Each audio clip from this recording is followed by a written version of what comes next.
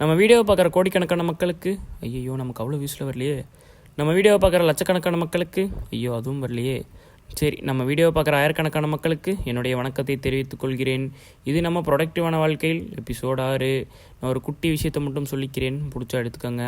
நம்ம டெய்லி காலையில் எழுந்துச்சு பெட் காஃபி டீன்னு குடிக்கிறதுக்கு பதிலாக நல்லா ப்ரஷ் பண்ணிட்டு ஒரு சொம்பு தண்ணி குடிங்க. அது நம்ம பாடியில் நிறைய ஹெல்த் பெனிஃபிட்ஸ் உண்டாக்கும்.